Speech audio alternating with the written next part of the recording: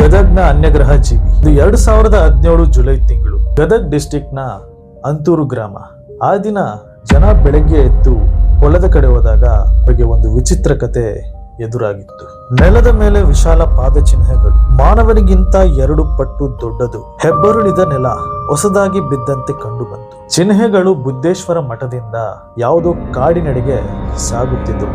ಇದನ್ನ ಜನ ನೋಡಿ ಯಾವುದೋ ದೊಡ್ಡ ಪ್ರಾಣಿಯ ಹೆಜ್ಜೆ ಗುರುತು ಅಂತ ಖಚಿತಪಡಿಸಿಕೊಂಡ್ರು. ಆದರೆ ಡಿಸ್ಕ್ಲೋಜರ್ ಇಂಡಿಯಾ ಎಂಬ UFO ರಿಸರ್ಚ್ ಟೀಮ್ ಡೆಲ್ಲಿಯಿಂದ ಆಗಮಿಸ್ತಾರೆ.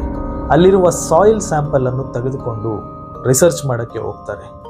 ಅವರಿಗೆ ಇಲ್ಲಿವರೆಗೂ ಇದು ಯಾವ ಚಿಹ್ನೆ ಎಂದು ಗುರುತು ಹಿಡಿಯಲು ಸಾಧ್ಯವಾಗಲಿಲ್ಲ. ಇದು ಕರ್ನಾಟಕದ ಏಲಿಯನ್ ಚಿಹ್ನೆಗಳು ಎಂದು ಅವರು ಖಚಿತಪಡಿಸ್ತಾರೆ. ಇದರ ಹಿಂದಿನ ದಿನ ಜನ ಹೇಳೋ ಪ್ರಕಾರ ಭಯಂಕರ ಉಸಿರಾಟದ ಶಬ್ದಗಳು ಮತ್ತು ಭೂಮಿ ಕಂಪಿಸಿದಂತೆ ಅನುಭವ ಆಯಿತು ಅಂತ ಜನ ಹೇಳ್ತಾರೆ.